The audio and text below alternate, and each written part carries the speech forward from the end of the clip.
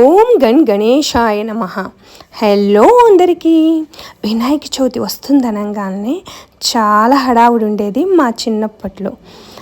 Schooling టైంలో అనమాట. వినాయక చవితికి పత్రిక కోసుకురావటానికి ఏకుంజామునే లేసి అట్లా చెరువు కట్ల మీద పొలాల గట్ల మీద తిరిగి జమ్మి ఆకులని అట్లా చాలా జిల్లేడికాయలు ఇలా చాలా రకాల పత్రులు పట్టుకొచ్చేవాళ్ళం. ఇది 80s కిడ్స్కి చాలామందికి ఈ విషయం తెలుసు, అవును కదా. మార్నింగ్ పూజ అంతా ఇలా సింపుల్గా చేసేసుకున్నాం మంచిగా. ఆ తర్వాత స్వామికి నమస్కరించుకొని ఊరు బయలుదేరాం ఫ్రీ బస్లో, అక్క నేను. ఎందుకంటే సాయంత్రం వినాయకుడికి పందిళ్ళలో పులిహార నైవేద్యంగా ఇద్దాము అన్నట్లు. దాదాపు ఒక 10 kgs దాకా చేయాల్సి వచ్చింది. సో నేను చేయలేనని అమ్మ వాళ్ళ హెల్ప్ తీసుకొని చక్కగా ప్రసాదాలు ప్రిపేర్ చేయించుకొని మళ్ళీ వచ్చేసాం. అయితే మేము ఫ్రీ బస్ ఎక్కటం ఈరోజే ఫస్ట్ టైం. ఆధార్ కార్డ్స్ తీసుకెళ్ళాలి కదా, అవి మర్చిపోయి ఎక్కేసామన్నమాట. టికెట్ కొట్టమని మనీ ఇస్తే కండక్టర్ చక్కగా మనీ వెనక్కిచ్చి నెక్స్ట్ టైం ఆధార్ కార్డ్తో రండి అని చెప్పారు. ఈవినింగ్ పూజకి రెడీ అయిపోయాము. ఇంట్లో పూజ ఫినిష్ చేసుకొని పందిళ్ళలోకి వెళ్తున్నాం. పీటల మీద కూర్చుంటున్నాం మేము ఈరోజు. మాకు ఇక్కడ చిలకలూరుపేటలో ప్రతి గొంతుకి ప్రతి వీధికి స్వామి బొమ్మలు పెడతారు. మంచిగా ధూమ్ధామ్గా సెలబ్రేషన్స్ ఉంటాయి అన్నమాట. అనుకోకుండా సడన్గానే పండగ రోజే పీటల మీద కూర్చోవాల్సి వచ్చింది. చాలా మంచిగా జరిగింది పూజ అంతా.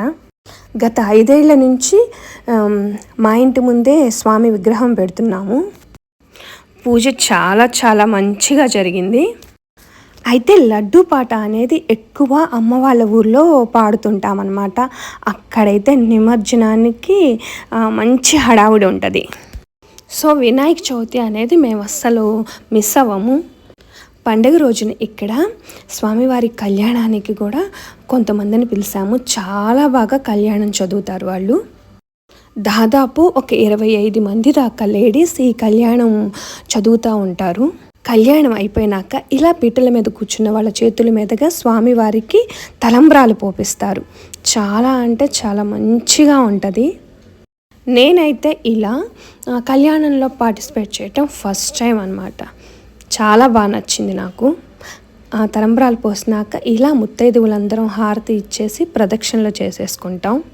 అయితే ఇంతమంది ముత్తైదువులను చూసేటప్పటికి సాక్షాత్తు నాకు పార్వతీ అమ్మల్లాగా అనిపించారు. అందరి దగ్గర నుంచి ఇలా బ్లెస్సింగ్స్ తీసుకున్నాం. చక్కగా గాయత్రి మంత్రాలు ఇవన్నీ చదువుతూ 15 to 20 minutes బ్లెస్సింగ్స్ ఇచ్చారు. మనసుకి చాలా చాలా హ్యాపీగా అనిపించింది. అసలు బ్లెస్సింగ్స్ అంటే ఇవి కదా. ఓం గణేశాయ నమః. హర హర మహాదేవ. ఓం నమః శివాయ.